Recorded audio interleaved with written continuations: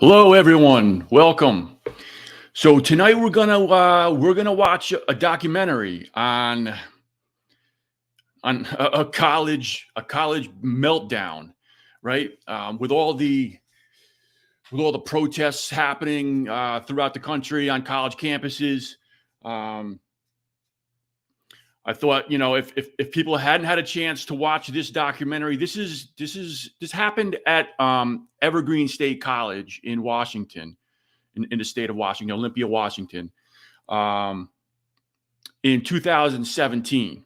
And the documentary was put out in 2019, but the events surrounding it, the events that were documented, happened in 2017. So we're looking at like 7 years ago. This is and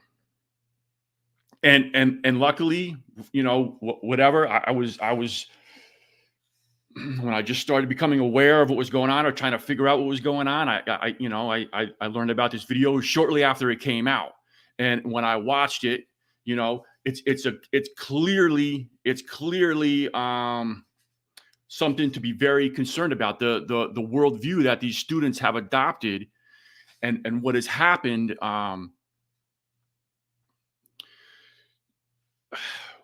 with education, certainly the university system, but also that has trickled down now throughout the K-12 system.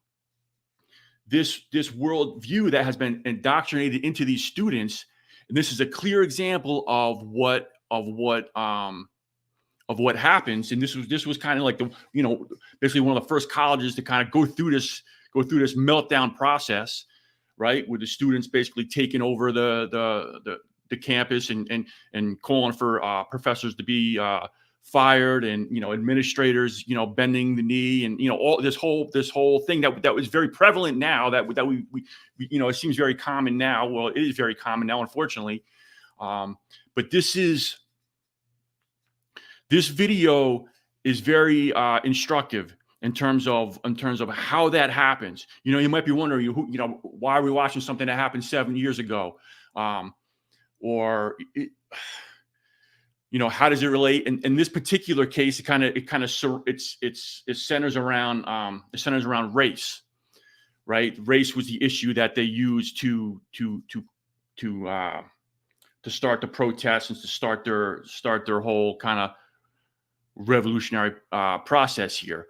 But you'll see how that issue, it doesn't have to be race. All these other issues map onto that process in this worldview seamlessly. It's all part of the same ideology.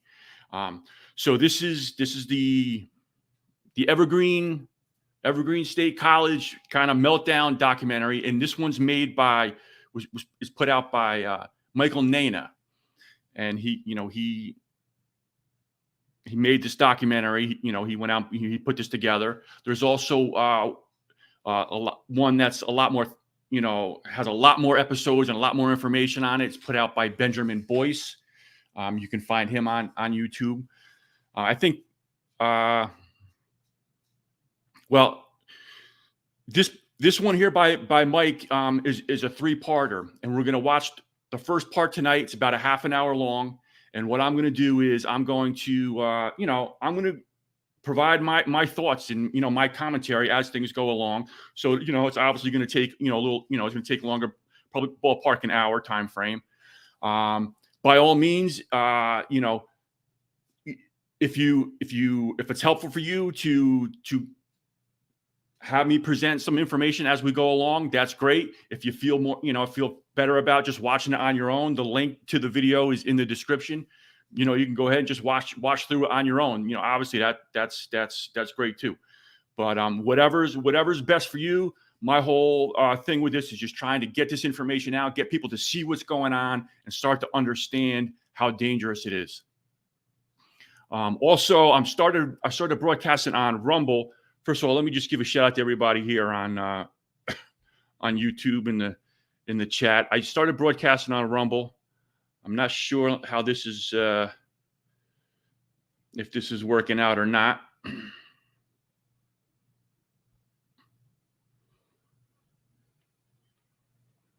So we'll see how that goes. Seems to be working.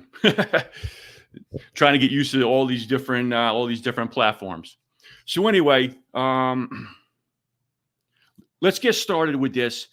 And the main thing that I want you to understand with this is, even though it was the issue was race during this campus protest, this campus meltdown, right? Now the issue is, Palestine. But it doesn't matter. It's all the same. Their goal is, and their target is the United States. Their target is the United States Constitution. Their target is you and your family, right? And you'll see as we go through this, how it becomes very clear. Ultimately, all these other things are basically excuses. Their target is the United States. They want to destroy the United States. And the bottom line is, the reason for that is because I guess the basic way to look at their worldview is very simple, right? They look at it through an oppressor versus the oppressed lens. Everything is looked at through that lens, right? And they see the United States as the ultimate oppressor, right? And so that's why it is their main target, especially the Constitution. So let's go ahead and start this video here. Let me bring it up.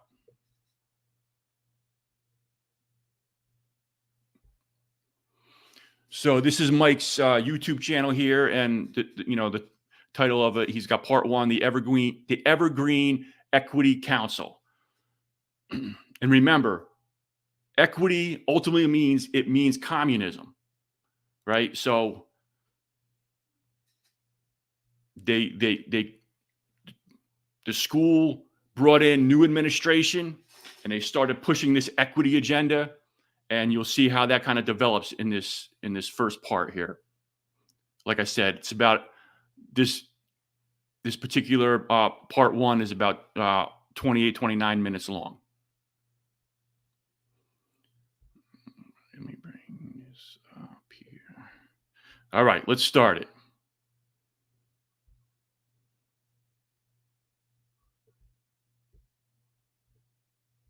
No. Coffee? Yes, please. Yes. Milk, cream? Testing. Head of the table, if you can. Really? Yeah. I don't know about that. The man at the center of the controversy. She said milk, right? Yes,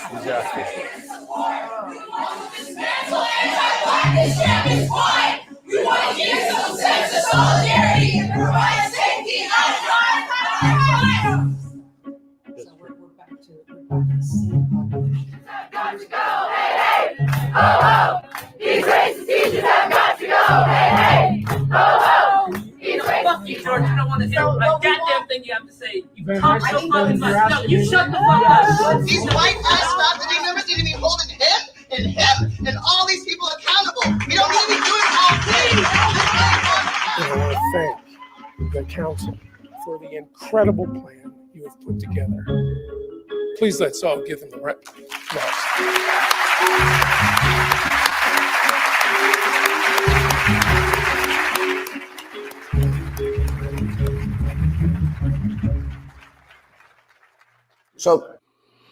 So what's happened here is the college brought on new administration, and they're setting up this equity council, and this is a very common thing.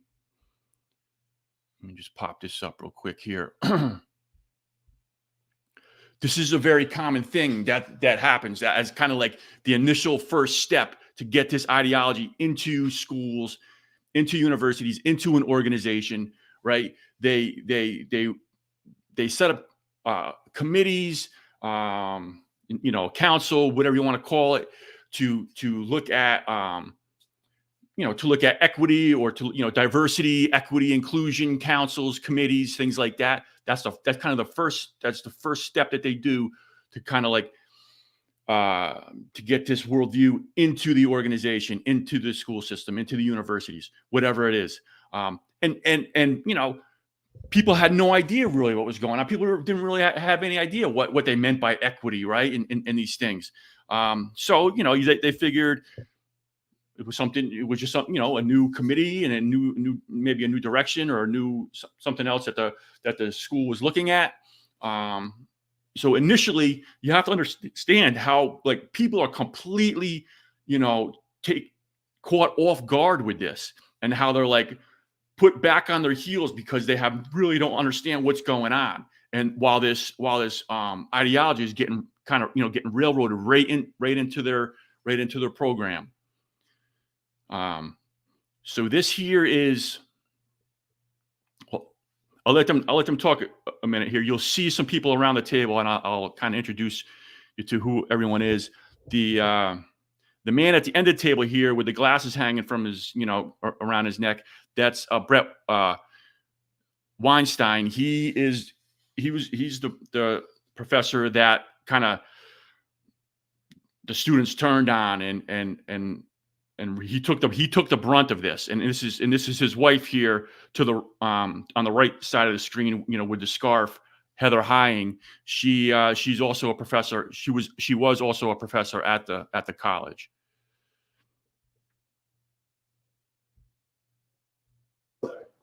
Is there a beginning to the story or no? Kind of. Sort of. The beginning of the story is that Evergreen was the most experimental of experimental colleges. How do I describe this place? I find Evergreen is my home. It's a sense of a feeling that I can be comfortable for who I am. Love the trees. It's very outdoorsy, so it gives you that fresh feeling, I like that. An Evergreen student is looking for something that isn't as common in the educational structure in America. They are searching for more independence, for a different cadence in life. It's a place that survived long after the era of the founding of experimental colleges was over.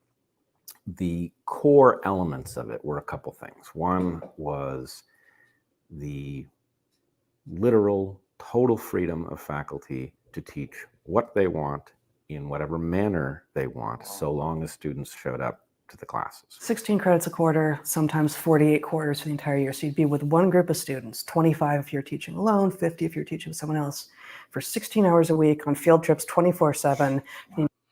Okay, so just real quick as well, just to introduce the rest of the people around the table here. This is Mike Nana, the film documentary, making the documentary here. With, the back of his head is to us here on the right side of the screen. That's Peter Boghossian's in the white T-shirt. Across the table from him, you can see Helen. That's Helen Pluckrose, and just out of the frame here, next to Helen is James Lindsay, and Peter, Helen, and James. Around this time, kind of just went through the whole grievance studies affair, which is a whole nother thing that you should be aware of and should understand. Mike did documentaries on that as well, which you can watch on his YouTube channel. But generally, that exposed the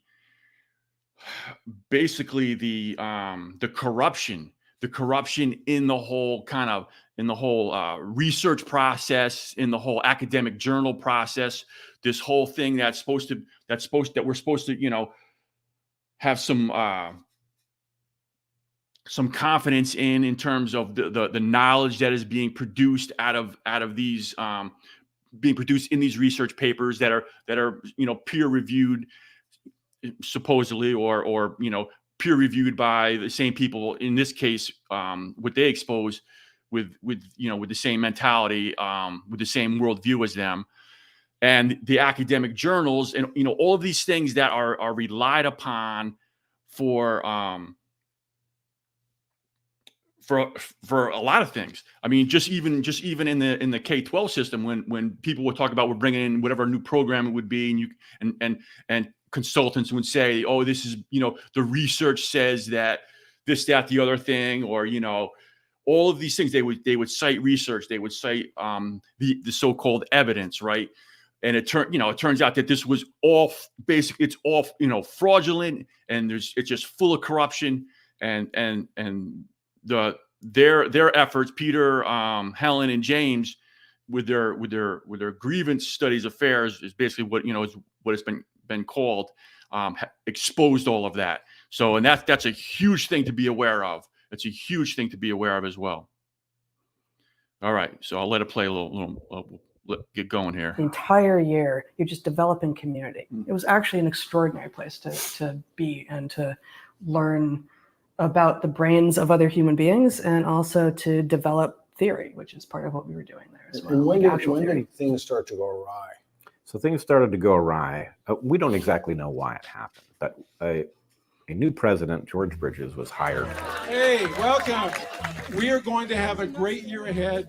At first, he hired a friend of his to interview a great many students, faculty, alumni, staff, in order to get the lay of the land. And Evergreen, being as far left of college as exists in the country, was chronically suspicious, the faculty were, of administrators, right? Anything administration wanted to do, the faculty would, if anything, they were biased in favor of discussing it more than necessary and not letting anything pass, because basically it was labor versus management in everybody's mind. The job this president, who was clearly out to do something, had in front of him was, how am I going to convince this very left-leaning faculty to not only look the other way while I make radical changes to the college, but actually embrace my bloat of administration and my tearing down of the Evergreen model? How can I do that?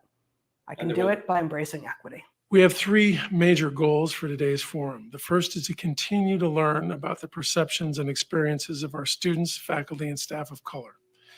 The second is to create and establish a series of action items. And the third is to inspire every member of the Evergreen community as we move ahead to advance diversity here on our campus. I cannot stress enough, right? How much when you hear these terms, diversity, equity, inclusion, you might as well just think of destruction, because that is what they do. That is what these programs do to organizations, do to schools. And you'll see it as we go along here. Basically how it kind of weaves its way in gradually until it takes over. I'd like to read a list of core. So this is very dark. The lighting here is very dark. It's not a problem with the video or your screen here, but you'll hear the audio. Tenets developed by a group of anti-racist educators who were on a panel at the Race and Pedagogy Conference in Tacoma last year. Here are the tenets. Racism exists today in both traditional and modern forms. So, and I know I'm jumping in a lot, but this is an important point. Throughout this video, when you hear them say racism,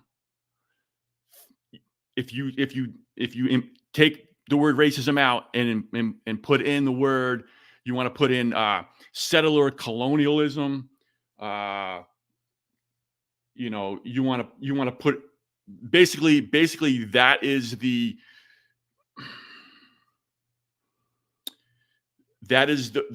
frame that these protests that are happening around the country right now on the college campuses is, with the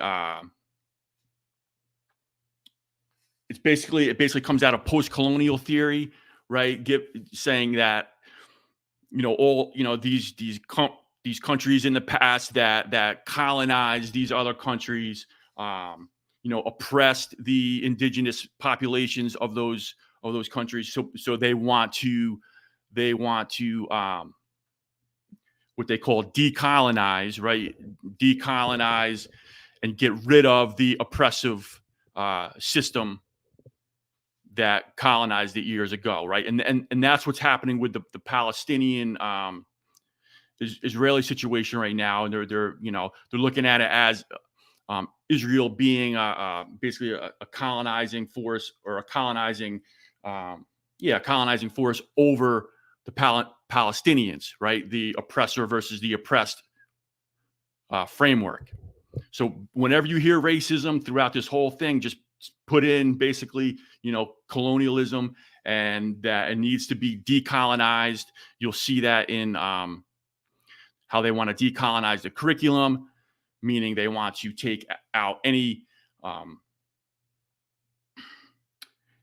history from from the so-called colonizers, and replace it with indigenous knowledges. So think of that as you're watching this video as well. Racism is an institutionalized, multi-layered, multi-level system that distributes unequal power and resources between white people and people of color as socially identified, and disproportionately benefits whites. All members of society are socialized to participate in the system of racism, albeit within varied social locations. All white people benefit from racism, regardless of intentions. No one chose to be socialized into racism, so no one is quote unquote bad, but no one is neutral. To not act against racism is to support racism. Racism must be continually identified, analyzed, and challenged. No one is ever done. The question is not, did racism take place, but rather, how did racism manifest in that situation? Right, you hear that? So they believe that the question is not whether or not racism took place. It's how racism took place in that situation. And the reason they believe that, right, is because they look at it as a system. A system. In this case, it's a racist system, but at the same time, they also look at it as a settler colonialist system, right? That it is that system that has to be what they refer to as, or what they call be disrupted and dismantled, which means they need to destroy it, right? So they're not talking about racism, in this case where you have someone who's racist against somebody else. They're talking about the system, and in this case, they're talking about that the United States needs to be disrupted and dismantled. The racial status quo is comfortable for most whites. Therefore, anything that maintains white comfort is suspect. The racially oppressed have a more intimate insight via experiential knowledge of the system of race than their racial oppressors. However, white professors will be seen as having more legitimacy. Thus, positionality must be intentionally engaged. Resistance is a predictable reaction to anti-racist education and must be explicitly and strategically addressed.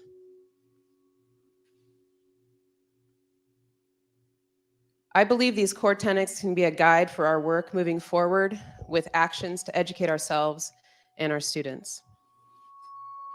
We galvanize white privilege in the form of curriculum, exalting white canons of fine art, literature, theory, and scientific thinking.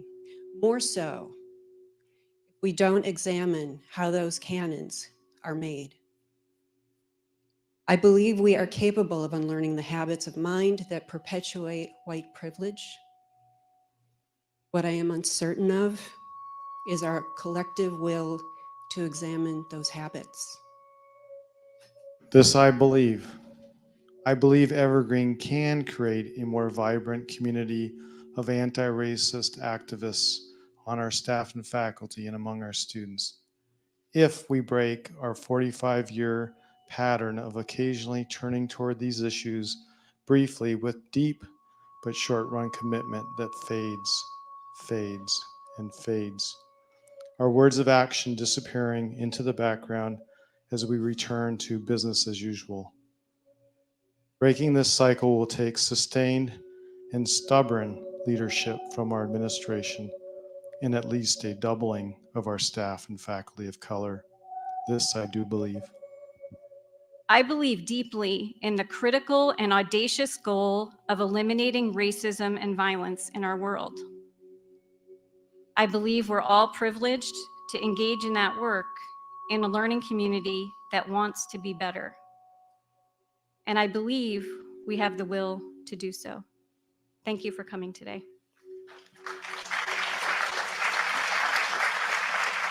There was a faculty meeting with an unusual agenda. The agenda involved the faculty voting to require our union to insert into our contract a provision in which every faculty member would reflect on their own growth relative to their personal racism each and every year in their self-evaluation. There is something preposterous about the idea that we all have this internal racism. And if we had been asked to personally reflect on our own internal racism every year, I still would have been troubled by the fact of the assumption that it was present. But nonetheless, it would not have posed the danger in the institutional context of, here, could you write to us about your own racism every year in your self-evaluation, which then becomes fodder for promotion, for firing, for all sorts of proceedings. And so at the point that this faculty meeting occurred, I went to it and I stood up and I said, I've never been afraid to stand before this faculty before, but I have real trepidations about what I'm about to say. I then said, look, I believe my record is strong enough that I can afford the accusation that I expect to come back. But this is a terrible idea for us. We must not vote for this proposal. And then we held the vote. I think it was 70-2. Anonymous vote. No. Not anonymous. I think it would have been very different if it had been anonymous. So you notice that as well, right? And this is tactics that they use to intimidate people into going along with this, right? So it was not an anonymous vote, right? It was I imagine whatever the proposal was, they read it out to everybody, and they made them vote publicly, or made them vote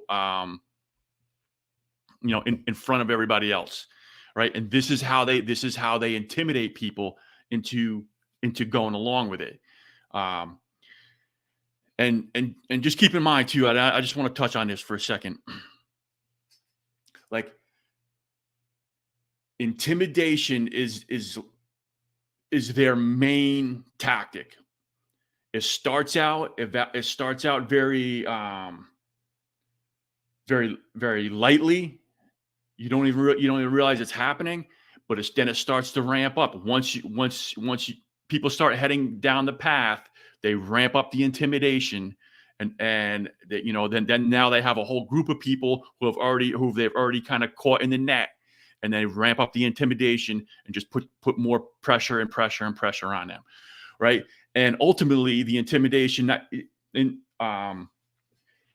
well, let me say something too. First of all, this whole social and emotional learning programs in the K-12 schools, that they're, among other things, among many other dangerous things, they are also, you could also think of them as social intimidation and emotional intimidation.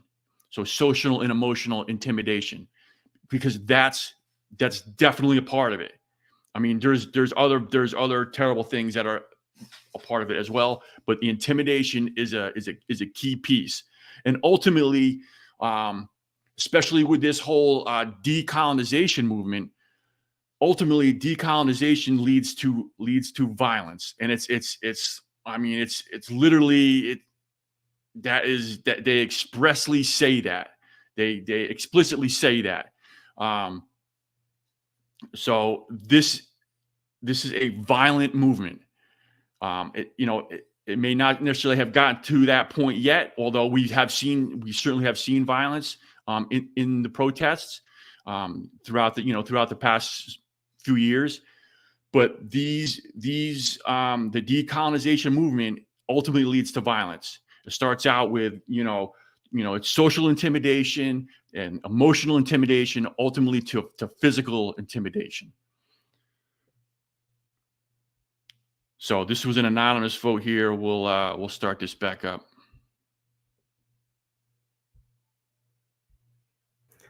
As I was leaving the room, within 15 minutes, I had 3 conversations where other faculty members told me, these are tenured faculty members, only one of whom was a straight white guy, told me they agreed with me but could not vote their conscience in that room.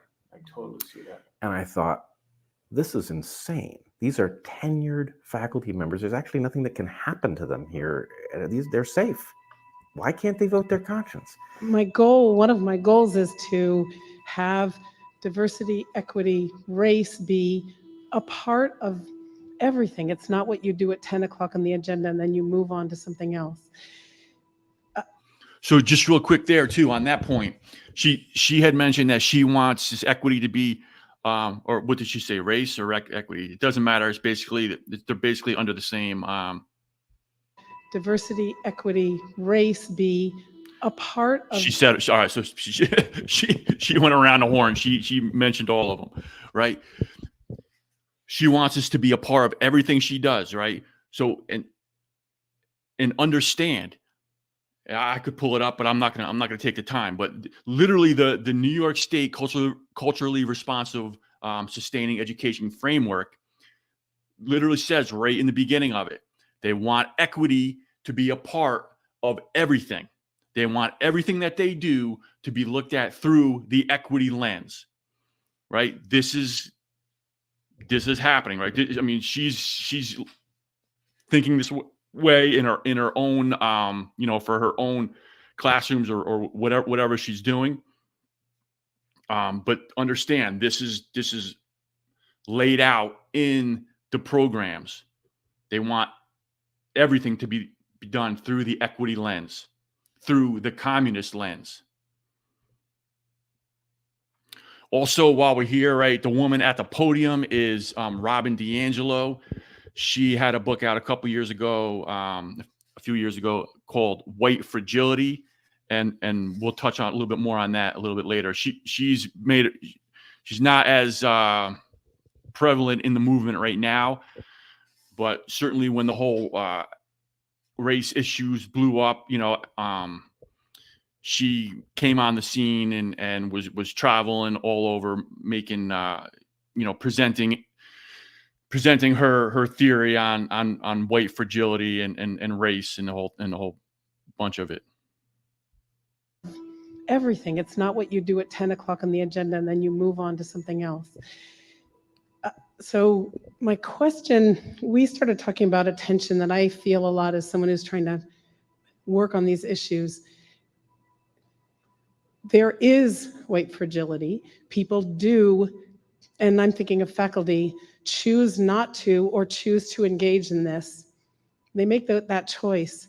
How do I acknowledge the horror of racism and know that if I speak at that level, people will leave or not engage? The way that you keep them in is the, oh, I'm so glad you brought that up. I've heard that before. Can you tell me more? Here's how, so that kind of welcoming them to bring it to you so that you can kind of look at it. Sometimes just a question can be really powerful, or, yeah, I used to see that way too. And then somebody shared this and so you're just kind of diplomatically, but the non-coddling is that you're not letting it stop you. Right. And that's the call. You're not giving up or going away. You're just trying to figure out how to diplomatically keep them in, and keeping them in is an interruption to what they really want to have happen. The line about now. Right. So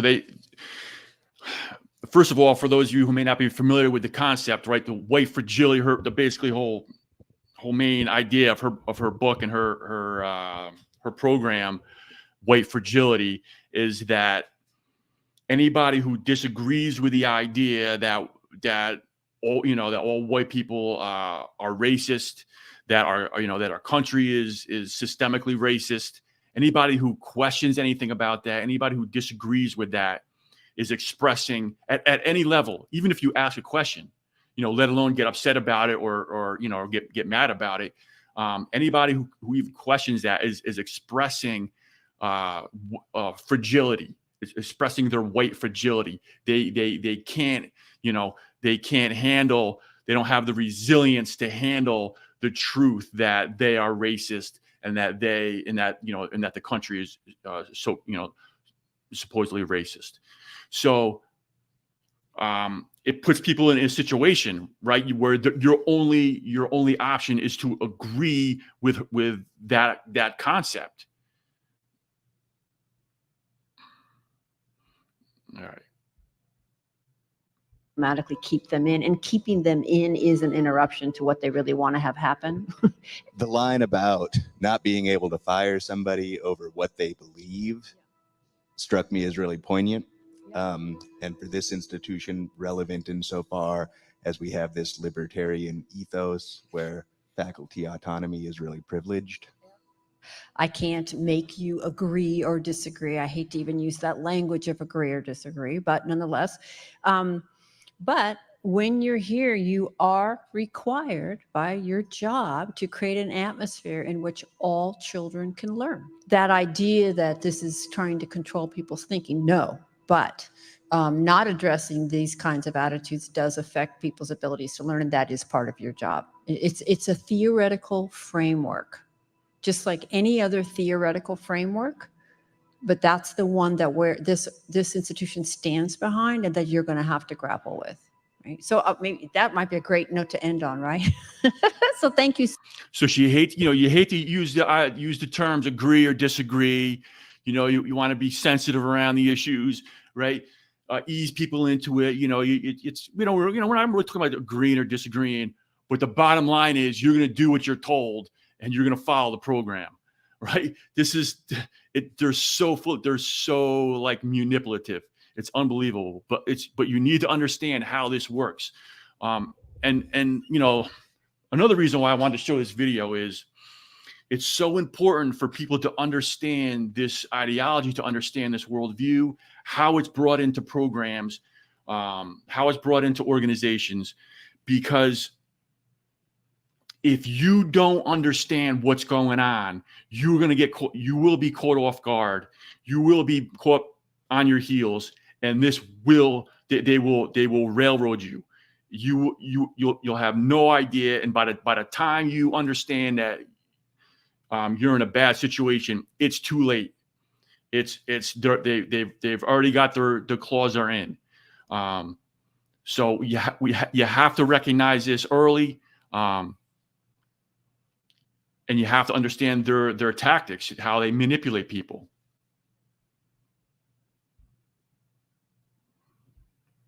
Thank you so much. At some point, I confronted the president, and I've said, you're remaking the college. You haven't left enough time in faculty meetings. You're burning up all the time in faculty meetings on these announcements. You have to let us discuss these things. And so he arranged something like 6 meetings that were supposed to solve this problem, where 20 people at a time could sign up to have a discussion with the president. So the email list was the only place left at which we could access every other member of the faculty and have a discussion, which is why I repeatedly went to the email list and said, look, we've got a problem. We've got authoritarianism taking over the college. This intersectional stuff is dangerous and being deployed in a way that's a hazard to the core values of the institution. And one of the other things that you said, I believe, was we keep on hearing that we are an incredibly racist institution, and we have yet to hear any credible evidence for racism here on campus.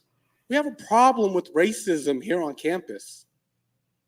And we have a problem with other folks not being treated the way that they should be treated, and this is going to continue on my watch.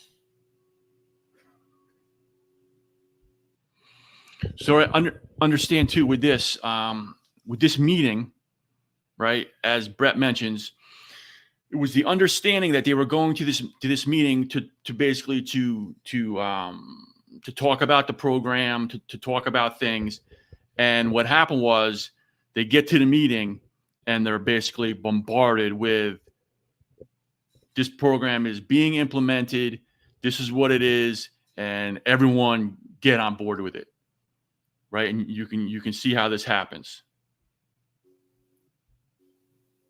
But Phyllis is saying we're asking for a paradigm shift. We're the Evergreen State College. We do diversity well. We're leading the nation in diversity. But one thing we're not leading the nation in is equity. And what that means is that some of y'all sitting in these seats and some of y'all sitting in these seats have had experiences that ain't been right. The cost is too high. And the implications are too much. And at some point in time, if this campus is going to stand up for what it espouses to be, it needs to say enough is enough. I established and charged this equity council, this incredible equity council, with developing a plan for institutional change. Systemic change that would enable Evergreen to acknowledge and address the equity gaps that are pervasive on our campus. And I want to thank, with immense gratitude, the council for the work you've invested, the heartbreaking effort you have gone through, and for the incredible plan you have put together. Please let's all give them a applause. The canoe meeting was not called the canoe meeting when we were asked to go to it. It was called the forum. It was not a forum. It was a celebration of the equity plan, which had supposedly been distributed to the faculty, but was actually not available to them until I emailed the faculty with this document. You know, irony of ironies, I'm the one sending out this plan and saying, actually, yeah, y'all should read this. So the meeting occurs. It is a celebration. At the celebration, architects of the plan essentially say, this plan is going to happen. Because it is no longer acceptable that our mission and vision only applies to a few. So as we think about this plan, we should be thinking about how are we unscrewing the screws, and it will take many hands to do this, to unscrew the structure of institutional racism. We have a beginning to do this. And our hope is that we're inviting you to come along. We're going to do it. Don't get it twisted. But we would like for you to join us on this road, on this journey. So she says they're going to unscrew the screws of institutional racism, right? And like I said before, right, they believe the United States, our Constitution, everything is institutionally racist. So this is where they get to the idea of disrupting and dismantling. Racism means disrupting and dismantling and destroying the United States, right? She phrased it a little bit differently, but it's the same. It's the same concept. And in the same way as now, it can be framed as, you know, unscrewing the screws of you know, the settler colonialism. Same concept. It's the same concept. It's the exact same idea with just different oppressor narratives being plugged in. So we invite you. We want more conversation, and we know there's much more work to be done. We invite that conversation. But if you want to be an obstructionist, work on your own.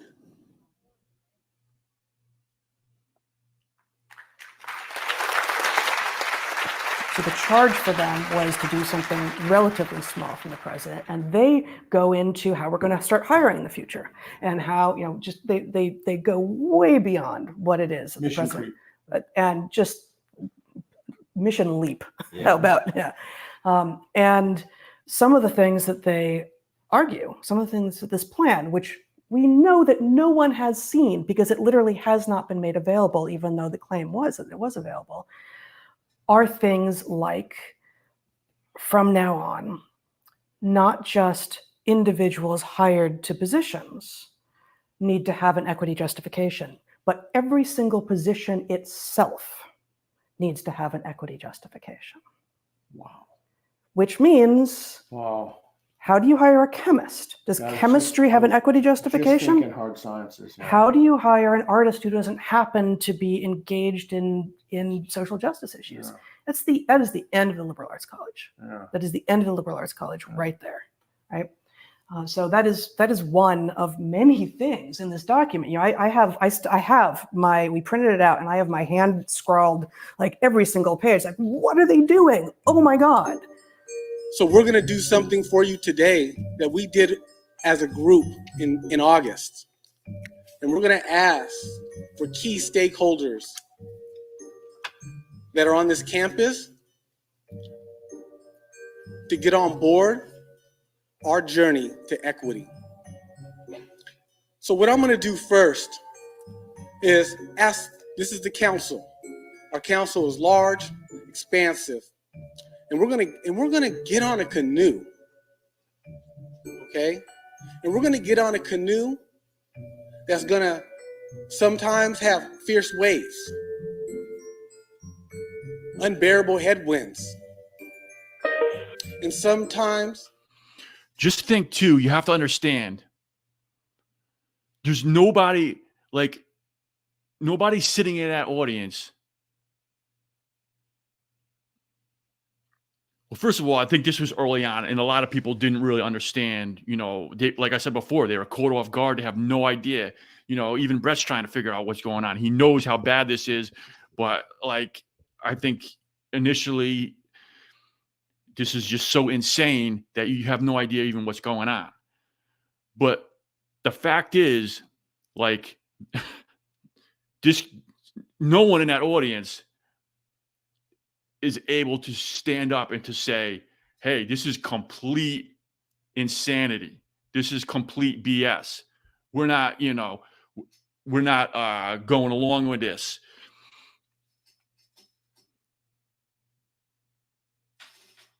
You know, at some point, someone's got to say something.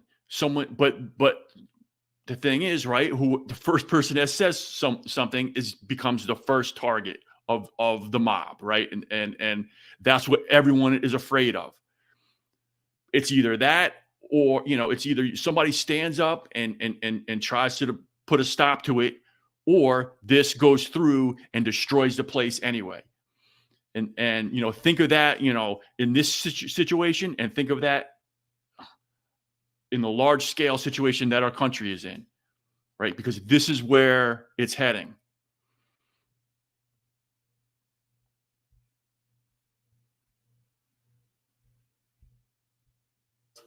Intentional or unintentional extra rocking of the boat because we're not on the same page or on the same heartbeat.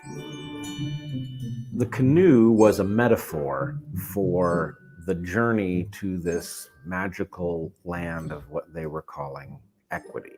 And so the idea, I mean, the whole thing is almost too preposterous to believe, but with distinctly non-hospitable to canoe shots of a rocky coastline on which waves are breaking heavily and the sound of those waves breaking. So if we can bring this canoe forward some and make sure it's a straight canoe.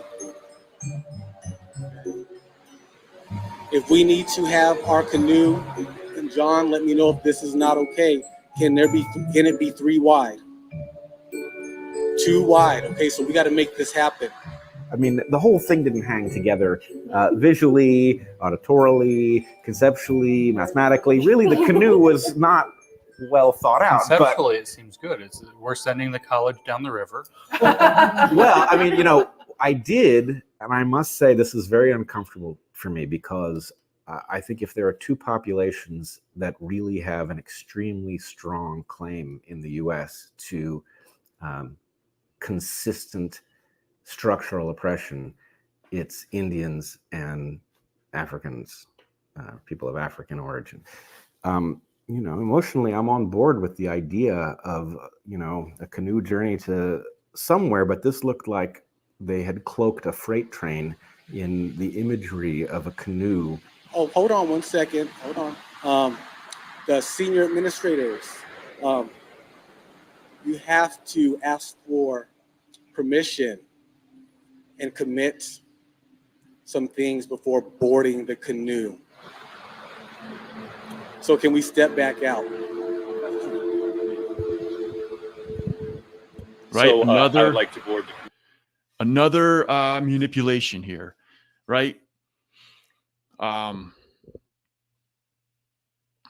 They set this whole canoe thing up, people in line, and then once it's established, once they're standing there, they then throw in the next demand, which is, okay, members of the administration, you have to step out of line, you have to express some commitment to this equity plan, and you know, and why you think it's important, and then ask permission basically to get back on the so-called canoe, right? But you can see how this incremental escalation of intimidation and manipulation happens. Once you start heading down this path, they got you, and you know, and the further you go, the more strength it's going to take to stand up against it. You know, stand your ground as soon as possible. canoe because I'm committed to enhancing and furthering inclusion and equity in our campus community among both students and staff, faculty, and to do that with compassion and kindness. Personally, I am committed to making Evergreen a more student-ready campus. And as provost, I am committing resources. Look how scared and weak these people are. That's another thing to keep in mind, right? You get these administrative positions in these organizations, in schools, in colleges, universities, right? These are extremely weak people when it comes to standing up to stuff that shouldn't be tolerated, right? They just cave immediately, and that's another reason why this equity, this wokeness, this identity Marxism has just spread like wildfire and just railroaded right through the system. I mean, literally without hardly any resistance, pretty much no resistance at all. Help train our faculty be able to promote equity and inclusion in the classroom and outside the classroom. I carry with me the legacy of boarding schools, and I carry with me the legacy of adoption, forced adoption. And I'm here because I refuse to continue to be assimilated. I refuse. And I refuse to let whiteness consume me. And I'm going to say that word explicitly, whiteness. I refuse. I refuse for my mother. I refuse for her mother, for my grandfather, for my ancestors. Once again, right, when they're talking about whiteness, they're not talking about the color of their skin. They're talking about the system. They're talking about the system, right? But obviously the color of their skin, they see that as them being privileged within that system. So, and then on top of that, because they call the system whiteness, a lot of people, they don't understand the ideology, and they, let's say the lower, cult members, the initiates, they do see it as skin color, and they will take it out directly on white people. So there's there's all different levels of this, but I just kind of wanted to review that a bit. For my brothers and sisters, my relatives today, I refuse. I'm here and I commit the position of privilege and power I occupy as the president of this college to invest in this council, its initiatives, and its plans.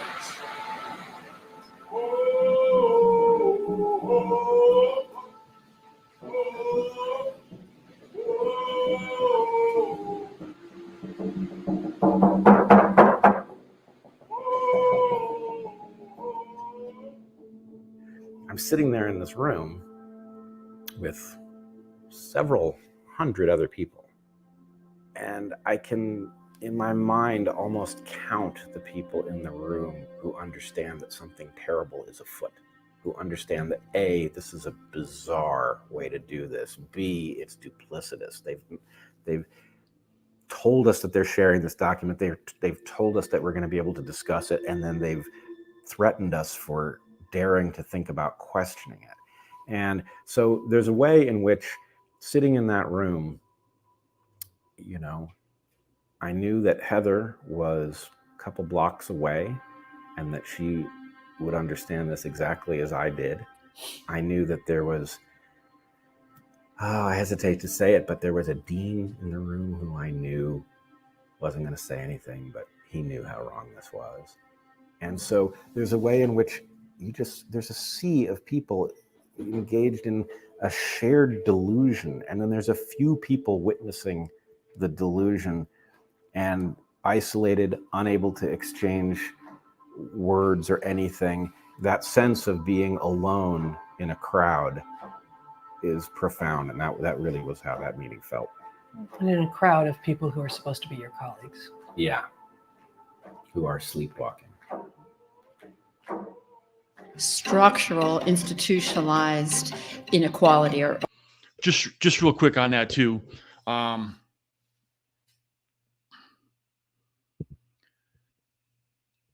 He talked about the feeling of basically being alone in a crowd, and how, you know, all of these people seem to be captured by this.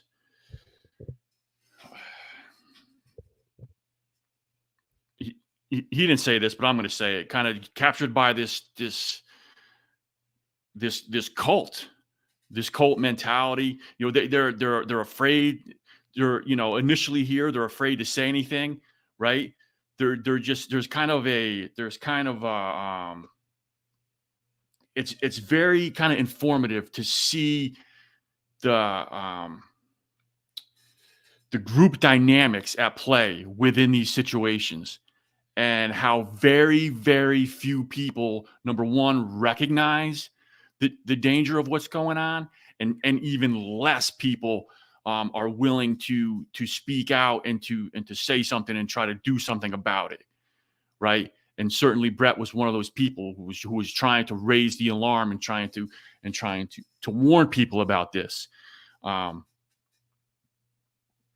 it's so important to understand that. I mean, that was a very hard lesson for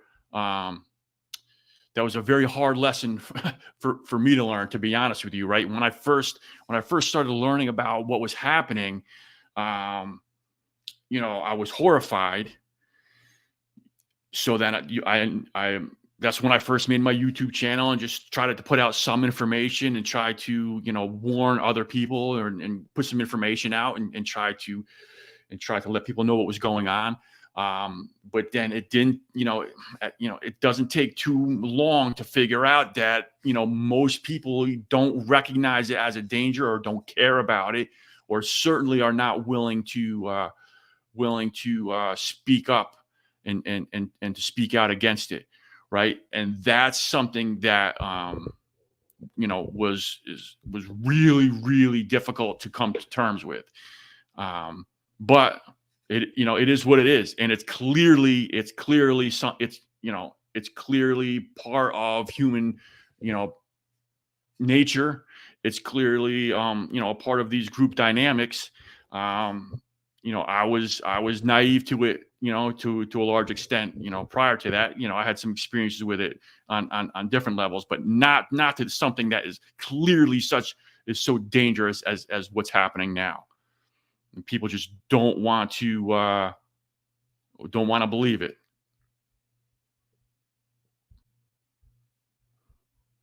Supposed to be your colleagues. Yeah.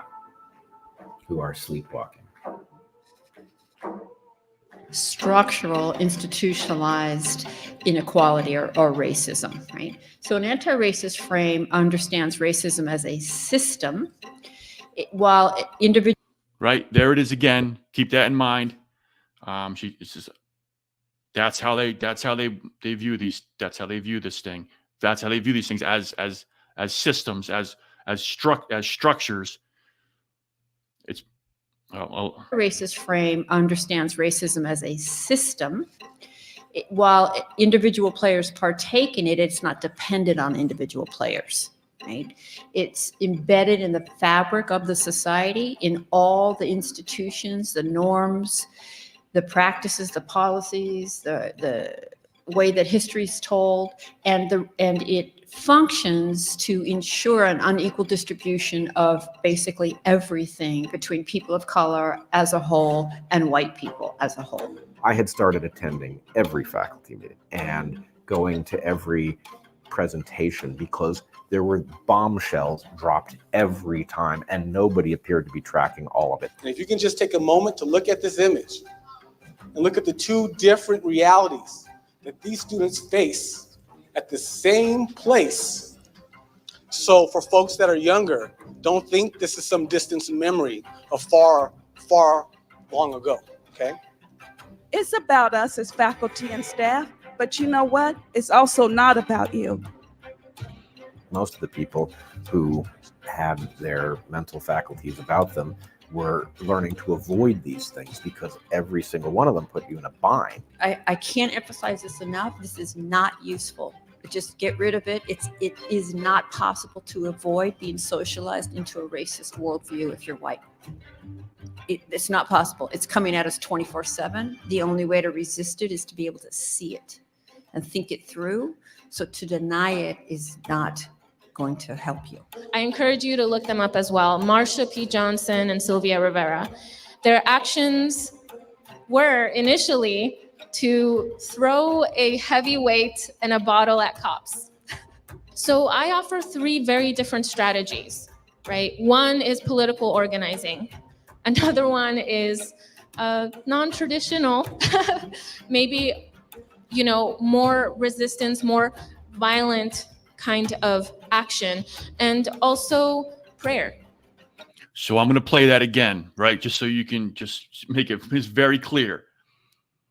How she's talking about throwing bottles at cops, and how she's talking about using violence as justifying violence to advance this worldview. Actions were initially to throw a heavy weight and a bottle at cops. So I offer three very different strategies, right? One is political organizing. Another one is non-traditional, maybe, more resistance, more violent kind of action, and also prayer. Three different political strategies. Through education, and tired of waiting for change to happen, they forcefully took the island back. And I tell this story because of first-generation students of color. We all share similar struggles. The students are taking a stand. They're not powerless. They're not objects in this sense. They're subjects in this sense. They're powerful. They said, we're going to have these conversations one way or another. And the administration still said no. And then now that administration ain't there anymore.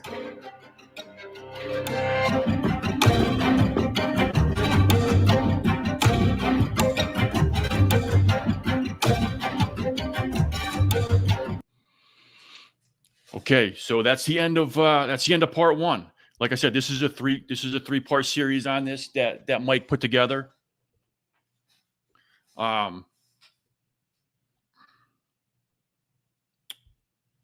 Let me show you, just in case, if you want to go to the description of this video, right? You can the link to the part one video is in the description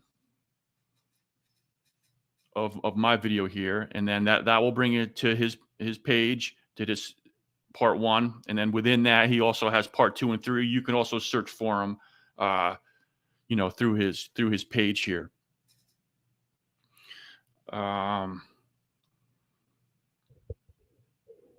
So I don't want, obviously this was about what happened at Evergreen College. But the reason for showing it was to show how what happened there is happening, across the university system, across the K-12 system, in terms of what the students are being taught.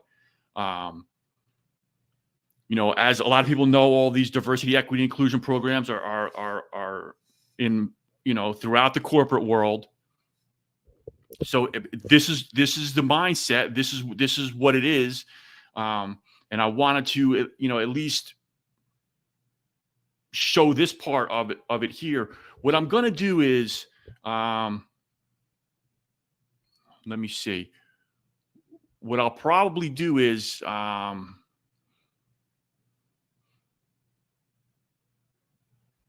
me just take a quick look here. Give me 1 second.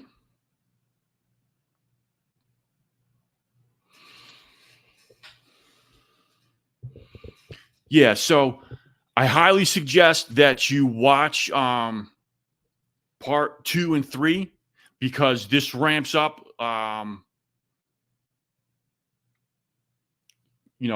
this ramps up a lot further. And they start to go after Brett. They start to go after the students start to go after the administration. So this whole thing is a really good example of what's happening across campuses. So like I said, I wanted to introduce you to this documentary series here. For those of you who haven't yet, haven't heard about it or didn't know about it or whatever, I think it's very instructive to watch and to understand what's going on. I highly suggest that you watch parts 2 and 3 to see where it leads. I appreciate you watching tonight. I hope it was helpful, and we will, we'll meet again. We'll meet again next Thursday. Like I said, I think things worked out on the Rumble channel tonight, so I'm trying to get used to that. And it seems like it's working out. So I'll continue to be broadcasting on YouTube and the Rumble channel. So thanks for joining, and we'll see you next Thursday.